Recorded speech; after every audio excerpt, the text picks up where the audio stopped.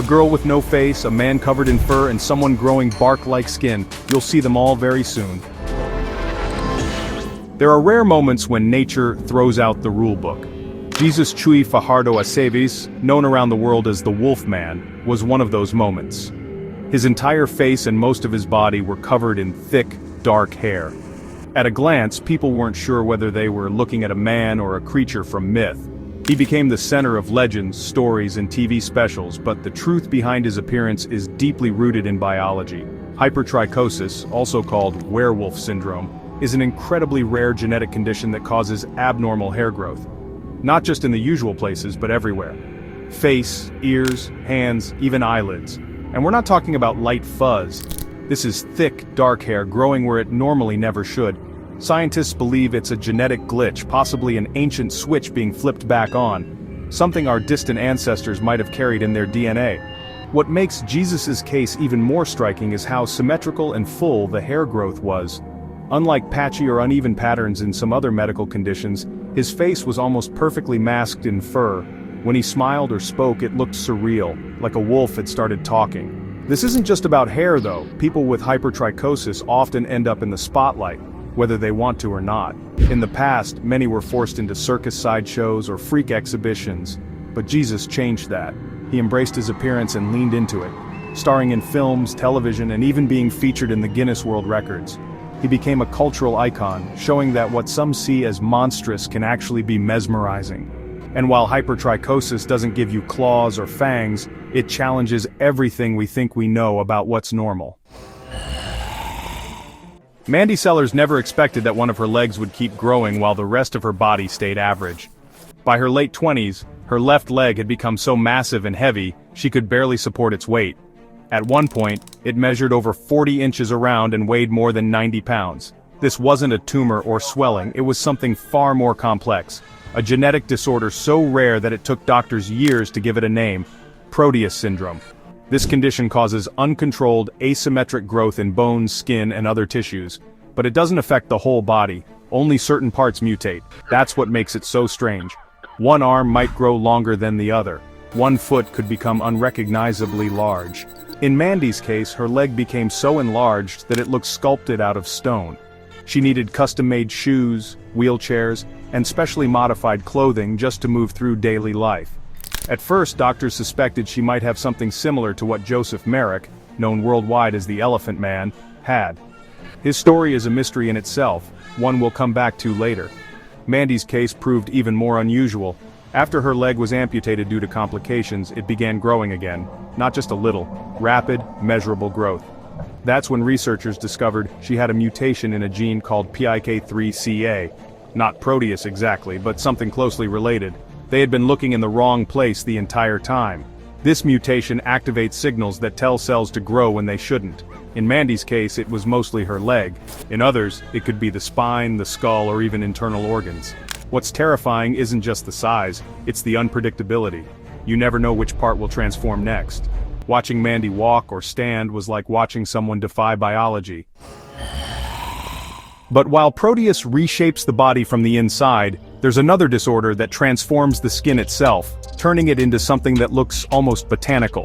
Epidermod dysplasia verruciformis, also called tree man syndrome, causes massive wart-like growths that resemble pieces of bark or coral erupting from the skin. These growths can become so dense and rough that they turn hands into what looks like tree roots, spreading across the fingers and hardening with time. This condition is linked to an extreme sensitivity to the human papillomavirus, not the kind that causes common warts, but a rare strain that spirals out of control in people with this genetic mutation. The virus activates abnormal growth in keratin, the protein that makes up your hair, nails, and outer skin, and creates rough, layered clusters that just keep building. In the most severe cases, people develop pounds of growths on their hands and feet, locking fingers into stiff, bark-covered shapes. One of the most famous cases was that of a man from Bangladesh, whose hands weighed more than 11 pounds in total due to the sheer volume of lesions. Surgeons attempted removal, but the growths returned, sometimes more aggressively than before. This is the kind of condition that doesn't just change how a person looks, it changes how they can live. Everyday actions like holding a fork or tying a shoelace become nearly impossible. There's no supernatural cause here. No ancient curse or jungle virus, just a rare immune disorder that turns the body's own skin into something it was never meant to be. And yet, when you see it, it doesn't feel medical. It feels mythical, like something out of a forest legend. There's a man who can pull the skin of his neck over half his face, stretch the skin on his stomach like pizza dough, and twist his limbs in ways that make you look twice. His name is Gary Turner, and for years he held the Guinness World Record for the stretchiest skin on Earth. What gives him that almost alien flexibility is a condition called Ehlers-Danlos syndrome, a rare connective tissue disorder that weakens collagen, the protein that holds skin, joints, and blood vessels together. In Gary's case, this means his skin is so elastic, he can stretch it nearly 6 inches without pain. He can fold it, wrap it, even shape it into strange forms. But Ehlers-Danlos doesn't stop at just stretchiness. Some with the condition can dislocate their joints at will, bend their fingers backward, or twist their arms like rubber tubing. It's as if the internal architecture that keeps our bodies tight and in place just isn't doing its job. The condition comes in several forms, and not all of them are as visually dramatic as Gary's. Some types cause fragile blood vessels or hypermobility without skin effects. But in its classic form, EDS can turn someone into what looks like a real-life contortionist. No stage tricks, no illusions, just skin that behaves unlike anything you've ever seen.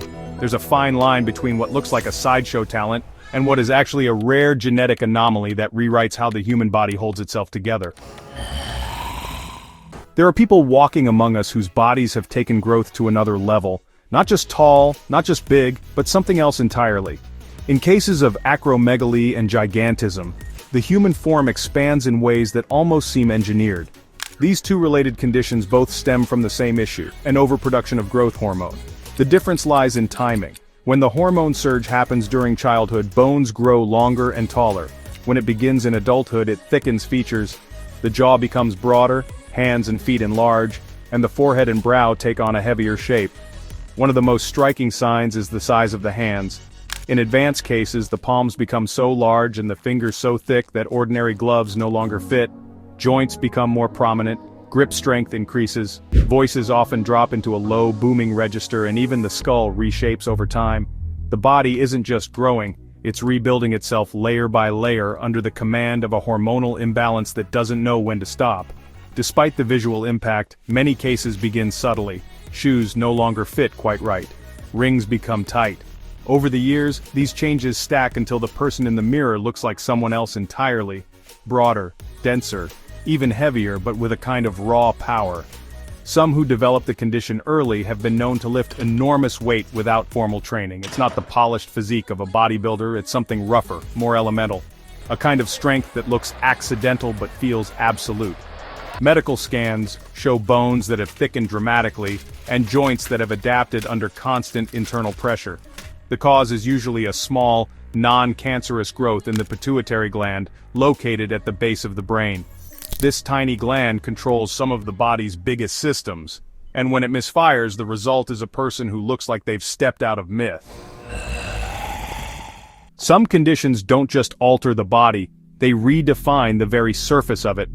Harlequin Ichthosis is one of the most severe and visually dramatic skin disorders known to medicine.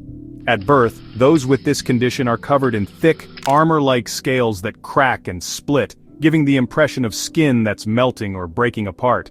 The effect is immediate and unforgettable.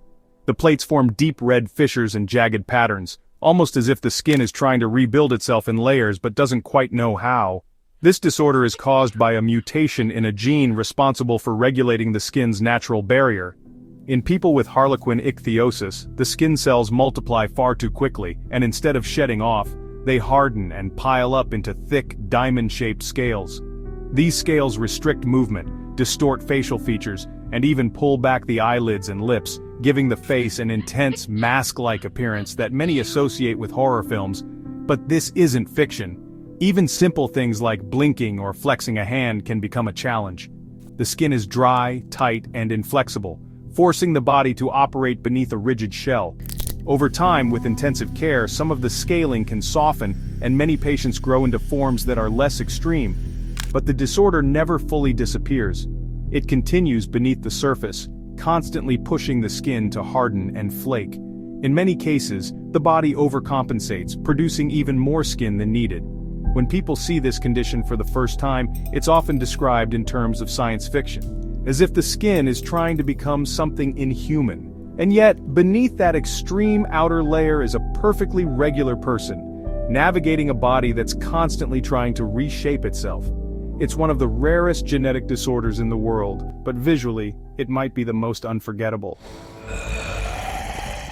They were known as the Blue People of Kentucky, and they were real. For generations, a small group of people in the Appalachian region lived with skin that was tinted a striking shade of blue, not from paint, not from exposure, but from a rare genetic condition called methemoglobinemia. This disorder affects how blood carries oxygen, causing the skin to take on a bluish or purplish hue.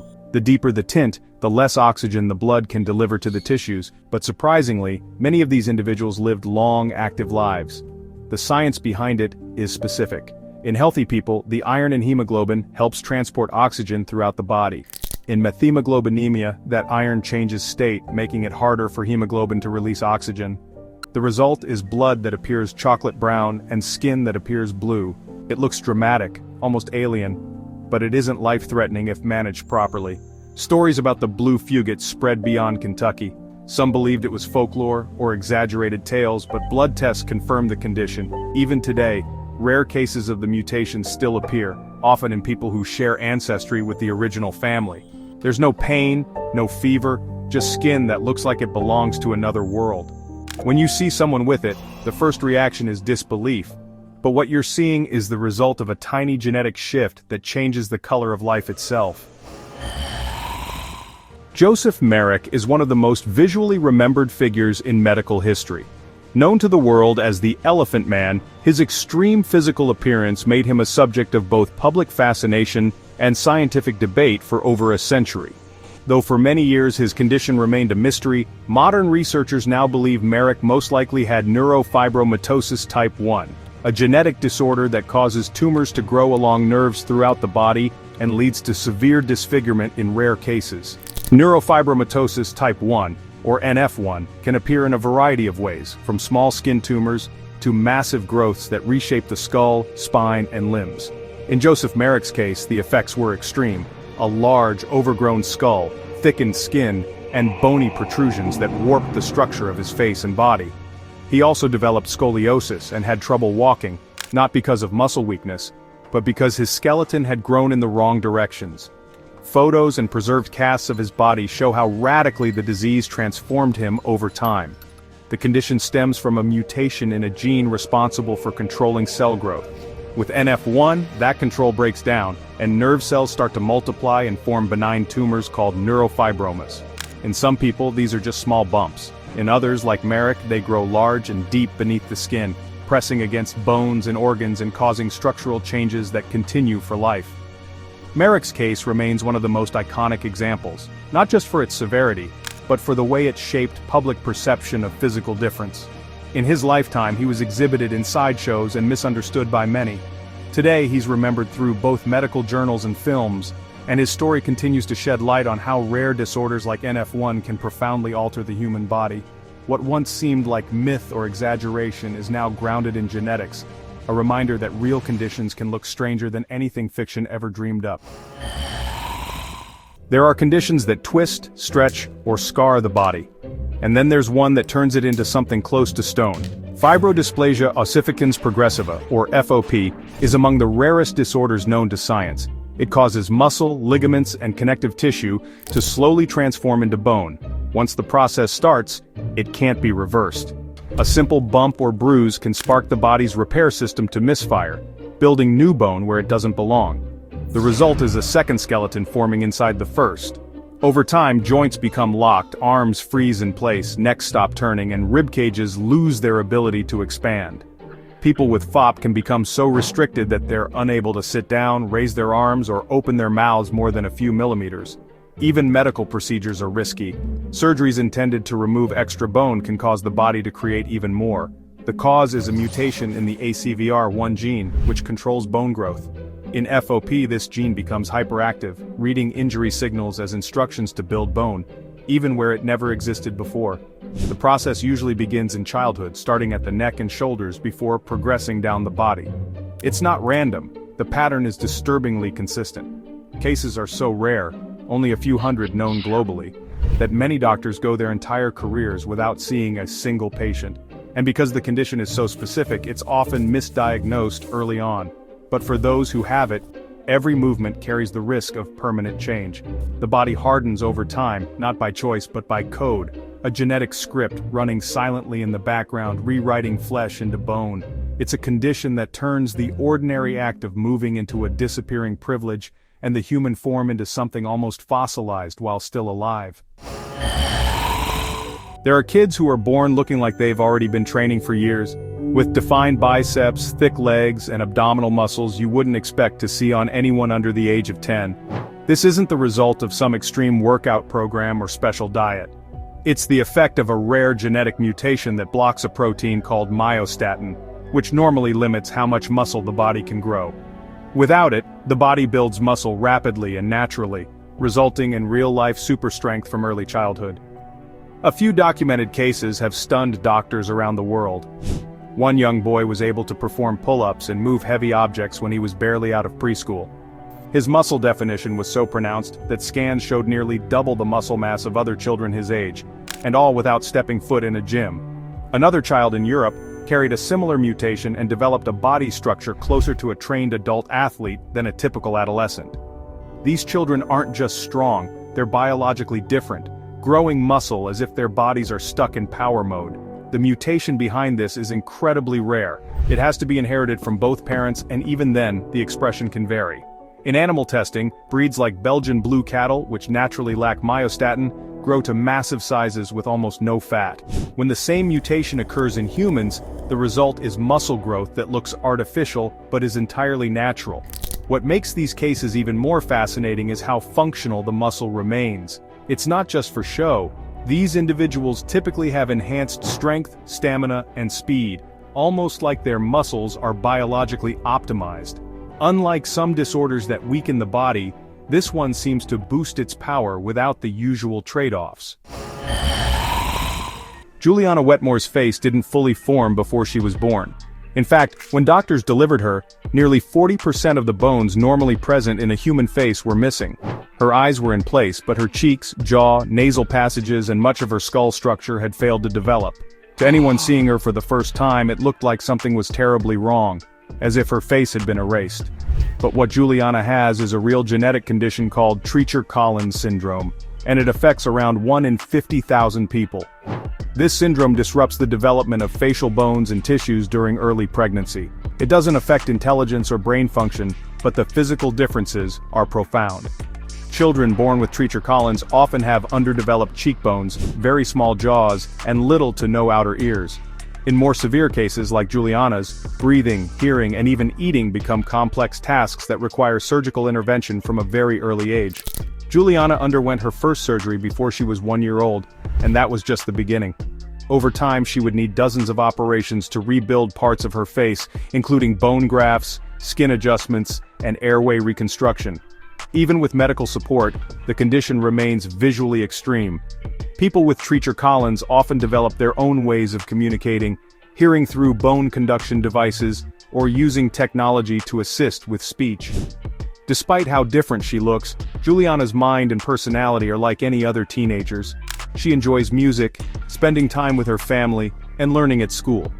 But her condition has made her globally recognized as the girl born without a face, a phrase that captures the shock of seeing her, but misses the deeper story of resilience, biology, and adaptation. There's a rare disorder that blurs the line between medical reality and ancient myth, one that's been whispered about in connection with vampire legends for centuries. It's called porphyria, and it affects the way the body produces heme, a crucial component of hemoglobin.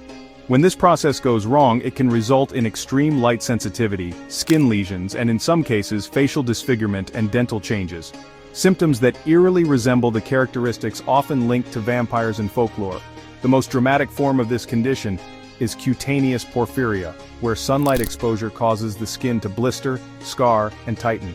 Over time, repeated sun damage can leave the skin leathery and stretched, particularly around the lips and nose. In severe cases, the ears and fingers can become eroded.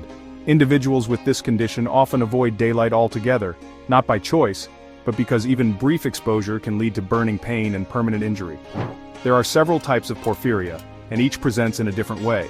Some attack the skin, others the nervous system, causing confusion, seizures, or even hallucinations. The cause is genetic, though certain environmental triggers, like specific foods, medications, or hormonal changes, can intensify symptoms. It's not contagious, and it doesn't involve drinking blood despite the old rumors, but it can feel like living under permanent restriction from the outside world. Michel Lotito became famous around the world for eating the unthinkable: bicycles, glass, razor blades, even parts of an airplane. Diagnosed with a rare eating condition called pika, Lotito didn't just chew metal, he digested it. His stomach lining was reportedly twice as thick as normal, and he claimed to feel no pain after swallowing sharp or heavy objects. Over the years, he consumed nearly 9 tons of non-food materials, not in secret but in public, under medical observation. While Lotito is the most extreme and documented case, he's not the only one. Other individuals with pika have been known to crave chalk, rubber, hair, coins, and even rocks. The condition often starts in childhood and can vary in intensity. But Lotito's version remains unique, a man whose body seemed built to do what no one else could: process solid metal like it was cereal. His story isn't folklore. X-rays, doctors, and years of records confirmed it, and it left behind a question that still puzzles science. How far can the human body go when it decides the rules no longer apply? That's about it. Which disease scared you the most? Write in the comments. For more useful information, watch other videos.